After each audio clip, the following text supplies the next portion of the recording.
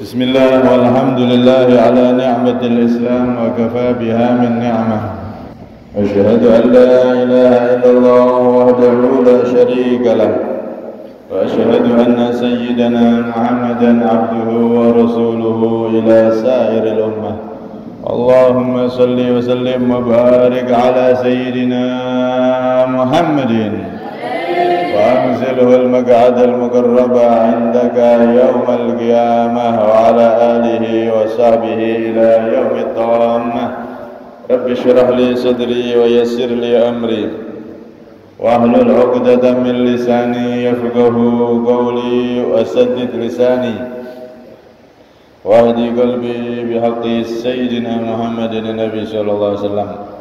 دستوركم يا أهل الجرق ويا أهل الباطن ويا أهل النوبة ويا أهل النور. Amma ba'd.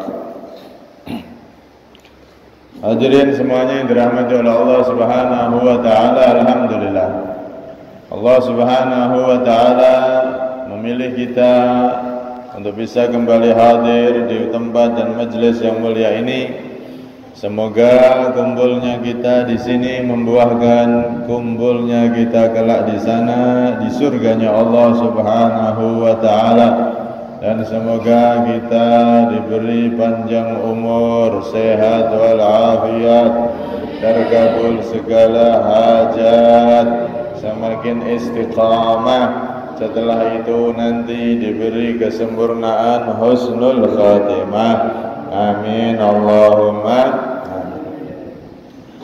Sampai pada hikmah yang ke-121. Qala al-musannifu radhiyallahu anhu wa nafa'ana bihi fid dharain amin. La nihayata limadhammika in arja'aka ilaik wa la tafrugh madaihuka in adhara judahu alaik. La nihayata, tidak ada ujungnya sama sekali, limadhammika, untuk kehinaan atau tercelanya engkau wahai manusia. Jadi selalu tercela, enggak ada ujungnya. Itu terjadi jika apa? In arja'aka, jika Allah mengembalikan dirimu ilaika, terhadap nafsumu sendiri. Jika ada manusia Allah sudah tidak menyukainya dan manusia tersebut dikembalikan pada dirinya sendiri alias nafsunya, maka orang seperti itu tidak akan mendapatkan kecuali kehinaan dan sesuatu yang jelek tanpa ada ujungnya. Sebaliknya, walam tafrugh madaihuka, dan tidaklah selesai, tidaklah berhenti, madaihuka, pujian-pujian untukmu wahai manusia. In adhara judahu, jika Allah menampakkan anugerahnya alaika, terhadap engkau. Sebaliknya, orang itu akan selalu terpuji dan mendapatkan kebaikan saat Allah menampakkan anugerahnya, membimbing orang tersebut hingga selamat dari nafsunya. Hadirin yang dirahmati oleh Allah Subhanahu wa taala, orang yang sudah dikendalikan oleh hawa nafsunya, maka orang yang semacam itu akan berada dalam kehinaan, kejelekan yang tidak ada ujungnya, alias tambah jelek, tambah jelek, tambah jelek, tambah jelek, tambah jauh, tambah jauh, tambah jauh dari Allah Subhanahu wa ta'ala. Sebaliknya, kalau Allah membimbing orang tersebut sehingga mampu mengendalikan nafsunya, maka orang tersebut akan mendapatkan kebaikan demi kebaikan, kebaikan demi kebaikan yang tidak ada habisnya. Karena memang manusia ini kan ada dua kekuatan yang saling tarik-menarik. Di dalam diri manusia ada yang namanya nafsu. Wa ma ubarri'u nafsi innan nafsa la'ammaratun bis-su'. Jangankan kita, yang Nabi Yusuf aja, beliau seorang nabi, seorang rasul tidak lantas santai membiarkan nafsunya begitu saja, tapi tetap nafsunya diperhatikan dan dikendalikan. Apalagi kita yang orang biasa. Karena memang nafsu ini bawaannya selalu jelek. Kemudian kekuatan yang satunya yang tak lain adalah akal, yang mana akal ini bersumber dari ruh. Ruh itu adalah sesuatu yang suci, karena Allah mengatakan fa idza sawaituhu wa nafakhtu fihi min ruhi faqa'u lahu sajidin. Jadi roh itu adalah sesuatu yang suci, karena Allah menyatakan ketika aku sudah menyempurnakan Nabi Adam dan aku tiupkan di dalam diri Adam min ruhi, dari ruhku, maksudnya ruh yang diciptakan suci dari Allah Subhanahu wa ta'ala. Makhluk Allah yang suci adalah ruh. Karena itu Allah mengatakan min ruhi, dari ruhku. Sama masjid disebut Baitullah, rumahnya Allah. Bukan berarti rumah tempat tinggal Allah, bukan. Menunjukkan masjid ini suci, diagungkan, dihormati, mulia di sisi Allah Subhanahu wa ta'ala. Min ruhi, dari rohku, alias roh itu adalah suci, mulia di sisi Allah Subhanahu wa ta'ala. Setiap manusia ada dua tarikan, tarikan nafsu dan tarikan roh atau akalnya. Kalau kuat dominan tarikan rohnya, maka manusia itu bisa menjadi mulia, bahkan mulyane niku lebih daripada para malaikat, bisa melampaui kemuliaan para malaikat. Nek wis menungso niku ngikuti tarikan suci dari rohnya, dari akalnya, maka dia pun akan menjadi orang-orang yang suci di sisi Allah, bahkan bisa melampaui derajatnya para malaikat.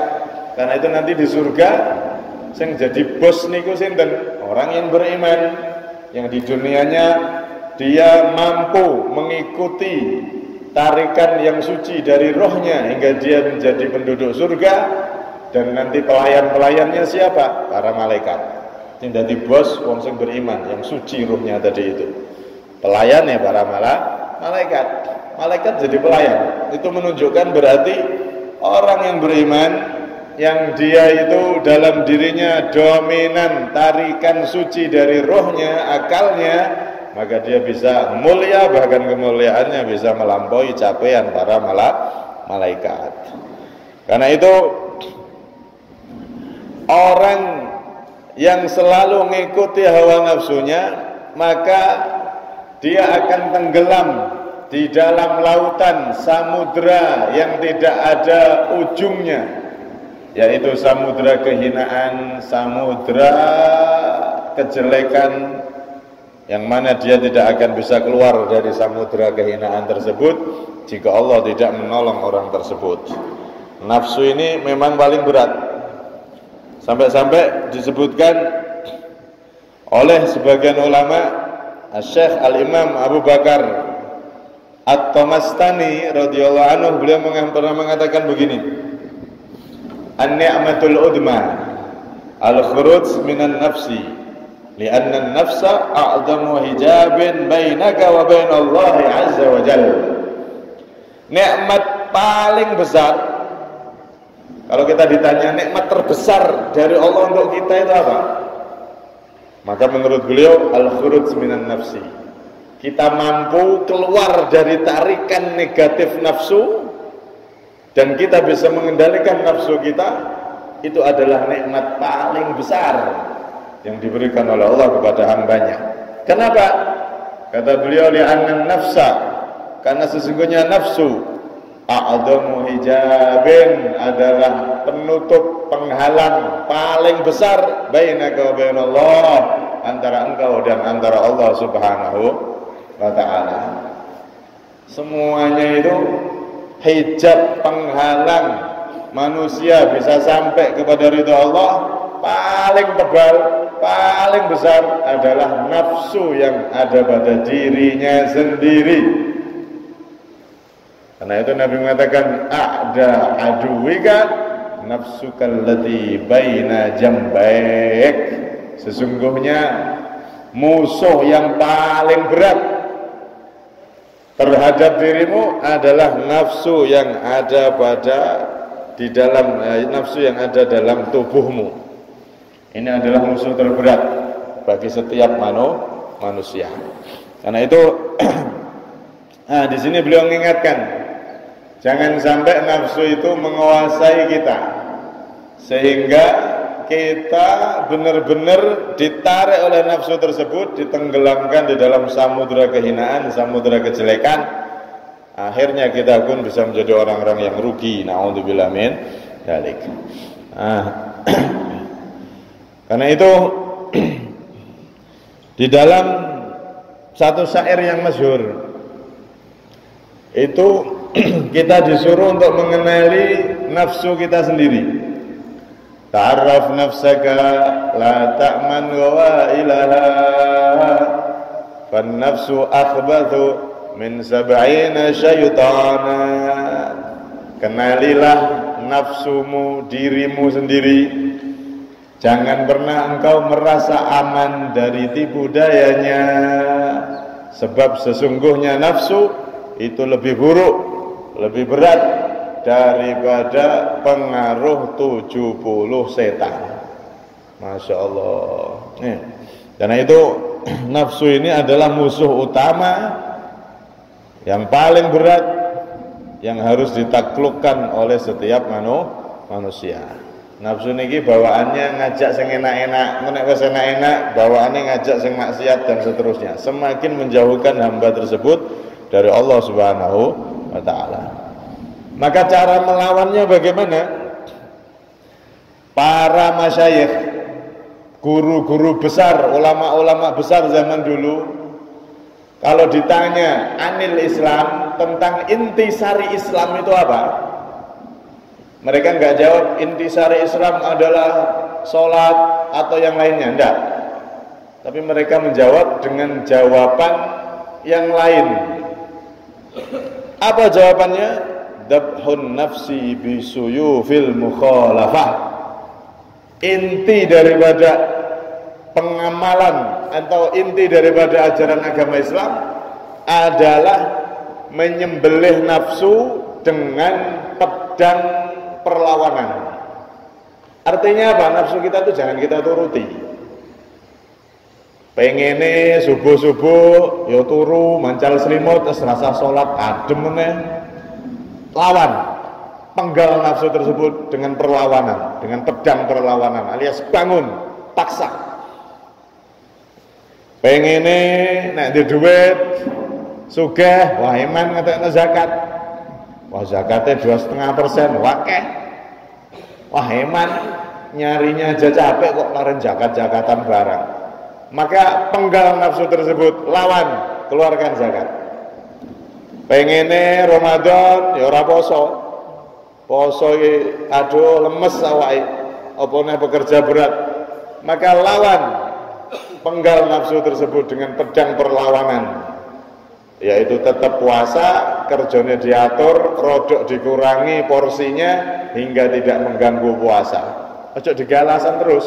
Umur kita soalnya ini selalu berpacu, semakin dekat dengan waktu di saat kita akan kembali kepada Allah Subhanahu wa taala. Siapa tahu Ramadan yang kemarin atau Ramadan besok mungkin terakhir, siapa sih ngerti. Wah, tapi cek kerja sok wes Ramadan tahun depan aja aku tak tobat poso. Lah, ternyata wes mati di tengah-tengah tahun. Ramadan belum datang, dia sudah hilang. Kalau Ramadan pasti datang. Masalahnya umurnya ini loh, sampean apa enggak? Maka intisari dari ajaran agama Islam kata para masyayikh, para ulama yang mereka ahlut tazkiyah, mereka adalah ulama-ulama yang perhatian terhadap pembersihan hati dan pembersihan jiwa.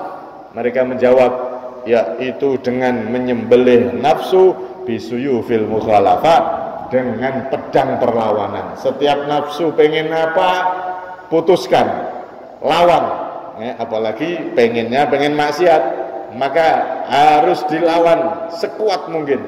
Apalagi pengen ninggal ibadah, ninggal sholat, ninggal puasa, ninggal zakat, ninggal kewajiban kepada Allah, maka harus benar-benar dilawan. Caranya itu dilawan. Allahumma paksa jarene. Niku caranya memang. Nafsu itu memang seperti itu. Bahkan kalau para ulama, orang-orang soleh, mereka itu tidak hanya melawan nafsunya saat mengajak maksiat atau saat ingin meninggalkan taat. Bahkan mereka orang-orang soleh itu sesuatu yang bukan maksiat pun mereka jadikan pedang perlawanan terhadap nafsunya.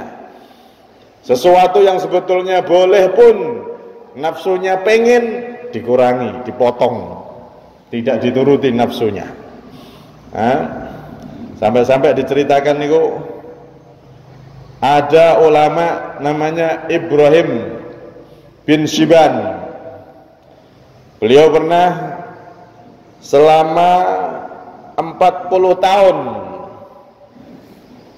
ma yabitu tahta saqfin, tidak pernah tidur di rumah, nggak pernah tidur di rumah, alias nggak pernah tidur di tempat yang di atasnya itu ada atap. Tidurnya neng halaman apa, jadi nek hujan ya hujanan, saking merangi nafsu nih. Nek turu selama 40 tahun tidak di tempat yang di situ ada atapnya sehingga terlindung dari hujan dan lain-lain. Untuk menghajar nafsunya ini. Orang-orang dulu sampai seperti itu. Selama bukan 40 minggu, bukan 40 hari, 40 bulan, bukan. Arba'ina sana, 40 tahun seperti itu. Tidurnya di tempat yang langsung langit sebagai atap rumahku. Langit. Mau turunin di rumah, tidur di depan rumah selama 40 tahun. Ben kademen nafsu pengen enak-enakan yang kasur empuk, tak hajarin nafsuku sampai 40 tahun seperti itu. Tapi niki adegan berbahaya. Jangan aja melu-melu, mau digeros gak waras kita nggone dhewe iki. Repot. Ya wis umume mawon, cuman jangan berlebihan. Ojo koyo artis-artis spring bed nek ora regane sing 100 juta ora iso turu. Kamar nek ora ber-AC ora iso turu, jangan. Wis ala kadare sakmono ae. Enek AC alhamdulillah, ora enek AC ya iso ngorok tetep enggak terganggu. Jadilah orang mukmin yang bisa menikmati semua nikmat yang diberikan oleh Allah. Mau tidur di hotel, pas gaya sithik, enek kesasar ning ndi lho mlebu hotel. Wah, gaya jadi kayak wong sugih. Ya iso turu, ngorok, tapi ora keblabasan, subuh ya tangi.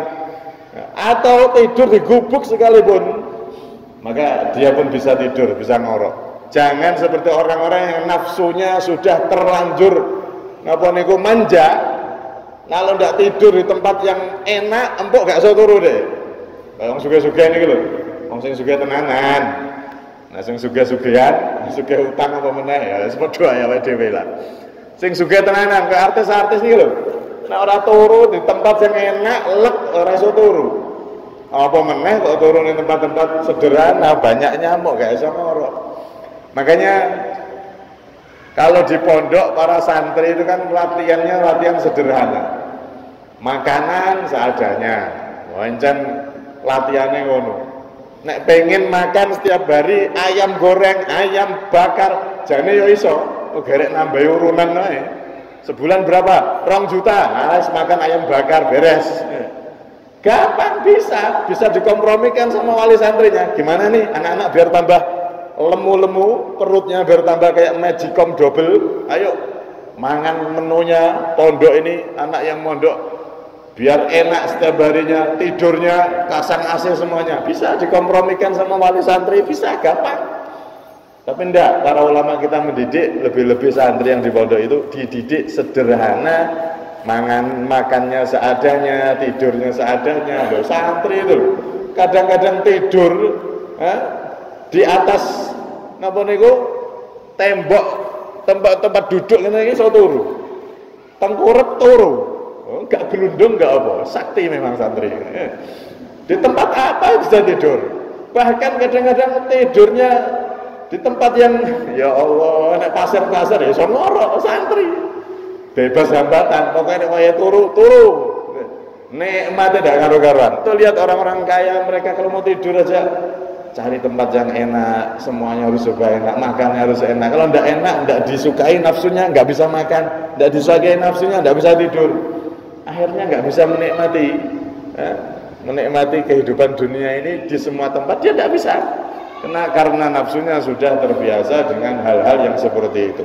Nah, lihat para ulama dulu, sampai beliau itu tidak pernah tidur di tempat yang di situ ada atap alias rumah, dan tidak pernah tidur di tempat yang di situ ada kuncinya. Jadi mau di ruangan yang langsung tembus langit, mungkin di lotengnya, atau kalau rumahnya itu tingkat, atau di dalam rumah tapi yang enggak ada lotengnya, enggak ada atapnya, yang langsung iso ngeti langit.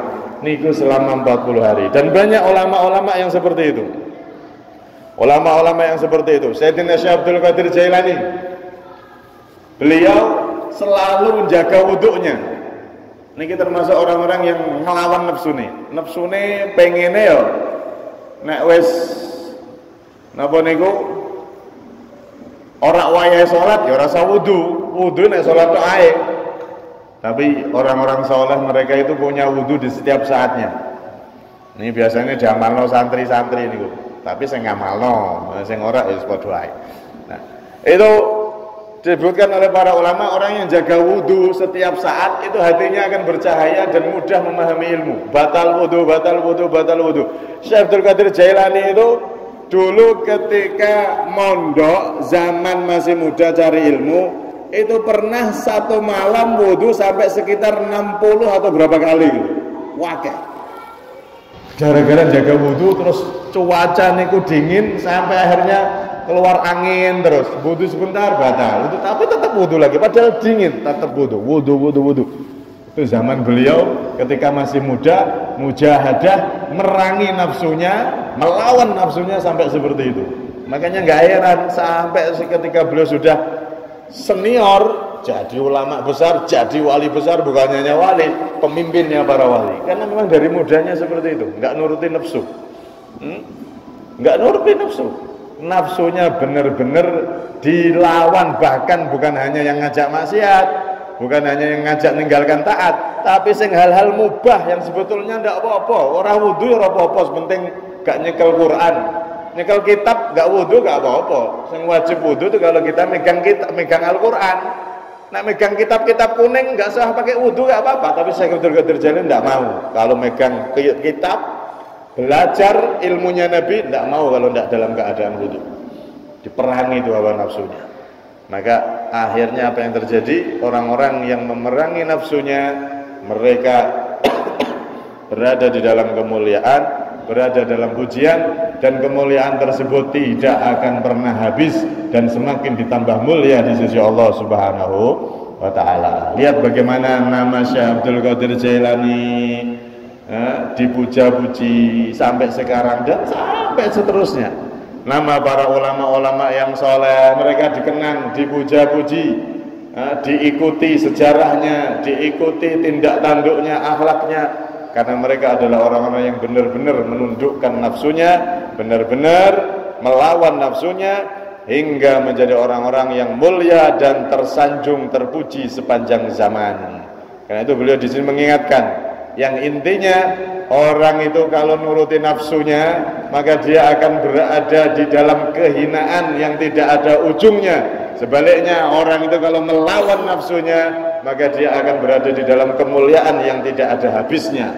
Dia akan selalu tambah mulia di sisi Allah Subhanahu wa ta'ala. Maka benar sekali para ulama yang mengatakan, yang ahli tazkiyah tadi itu, inti daripada Islam adalah melawan nafsu yang ada pada diri kita sendiri. Kalau sudah seperti itu, orang kalau sedang melawan nafsunya, dia tetap sholat, dia tetap jamaah, Oh, nafsunya dilawan, maka yang wajib-wajib pun akan terjaga dengan sendirinya kalau sudah nafsu itu ditundukkan, nafsu itu dilawan. Maksiat akan dihindari dengan sendirinya kalau sudah nafsu itu ditundukkan dan dilawan. Karena itu mereka menjawab dengan jawaban yang singkat, dan itu sangat tepat, karena memang semua yang terjadi di alam raya ini, kerusakan, maksiat dan lain-lain, intinya sumbernya adalah satu, yaitu nafsu yang dibiarkan, nafsu yang malah dipupuk sehingga nafsu itu semakin menjadi-jadi. Wong sing seneng mabuk, awalnya coba-coba, akhirnya bernafsu terus. Sama orang yang maksiat ini, maksiat itu, podo awalnya ya nafsu semua itu sudah. Yang menjadikan manusia ini jatuh dalam kehinaan, jatuh dalam maksiat, jatuh dalam mabuk minuman keras, jatuh dalam perzinahan, jatuh dalam hal-hal yang jelek. Semuanya itu kalau dirunut satu sumbernya, karena membiarkan nafsunya menguasai dirinya sendiri. Waliyadzubillah min dzalik. Karena itu kunci untuk melawan nafsu cuman satu itu tok, lawan nafsu tersebut. Bahkan kalau perlu hal-hal yang mubah, yang enggak dosa pun kita kurangi. Pengennya mangan terus dilawan, pengennya enak terus, pengennya pakaiannya baru terus dilawan, pengennya ini dilawan. Maka kalau sudah begitu, nanti lama-lama nafsu tersebut akan tunduk dan tidak bisa menjerumuskan orang tersebut. Semoga Allah Subhanahu wa taala menjadikan nafsu kita sebagaimana yang difirmankan oleh Allah, qad aflaha man zakkaha, sungguh beruntung orang-orang yang berhasil membersihkan nafsunya. Mereka lah orang-orang yang sejatinya sukses di dunia dan di akhirat. Orang yang mampu menyetir, mengendalikan dan menundukkan nafsunya. Semoga kita termasuk orang-orang tersebut. Amin Allahumma amin. Nek wong-wong orang-orang soleh niku mereka diantara untuk menundukkan nafsu, yaitu tadi ada istilah dalam kaum sufiyah niku dengan thariqah. Nafsu ini supaya tunduk, setiap hari harus membaca ini sekian kali. Nah seperti itu, kalau bisa kita juga punya wiridan setiap hari baca apa. Kalau kita tahu rotib tadi dibaca, bagus, setiap hari baca rotib di waktu ini, atau pada maghrib, atau pada isya, atau sampai pada subuh baca sholawat 1000 kali. Itu diistiqomahkan di waktu tertentu dan dengan bacaan tertentu. 1000 misalkan bar subuh, ya wes 1000 bar subuh, itu diistiqomahkan terus, jangan sampai ditinggal. Kurang jangan, lebih boleh. Itu termasuk salah satu hal yang bisa menetralkan nafsu kita. Selain kita lawan, nafsu itu jadikan tenang dengan berzikir kepada Allah Subhanahu wa taala. Dengan cara apa? Zikirnya sampean batasi minimal 1000 misalnya, terus sampean tentukan waktunya bar subuh. Udah, itu terus sampai seperti itu. Apalagi syukur-syukur bisa setiap 5 waktu. 5 waktu, ba'da subuh zikir ini, ba'da adzuhur ini, asar ini, maghrib ini, isya ini, tembus subuh lagi ini. Wah, itu tambah bagus lagi. Dan itu ada kalau di pondok pesantren, kita dikasih wirid guru-guru kita, setiap ba'da sholat itu ada amalan-amalan tertentu. Itu sebetulnya semuanya adalah benar-benar untuk mengendalikan nafsu kita hingga kita menjadi orang sukses dunia sampai akhirat. Boleh dengan ijazah pakai thariqah niku, boleh beat boleh. Tapi sebetulnya zikir itu sudah dibeat langsung oleh Allah Subhanahu wa taala. Secara umum umat Islam, orang yang beriman boleh melaksanakan zikir. Maka karena Allah yang memerintahkan langsung, fadhkurullaha dzikran katsira. Wahai orang yang beriman, zikirlah sebanyak-banyaknya. Yang ngasih jazah langsung oleh Allah Subhanahu wa taala. Cuman kalau lewat guru jadi lebih bagus lagi. Tapi enggak wajib, enggak harus. Karena Allah sendiri yang memerintahkan kita orang yang beriman untuk banyak zikir hingga nafsu kita ini tenang dan bisa mudah dikendalikan. Selain dilawan tadi itu. Jadi dilawan plus didikiri, diwiriti, nafsu itu akan semakin mudah untuk ditundukkan. Semoga kita bisa menundukkan nafsu kita hingga kita jadi orang-orang yang berada dalam kemuliaan yang tiada habisnya dunia sampai akhirat. Amin Allahumma amin. Terima kasih, minta maaf. Ada minni wal afu minkum.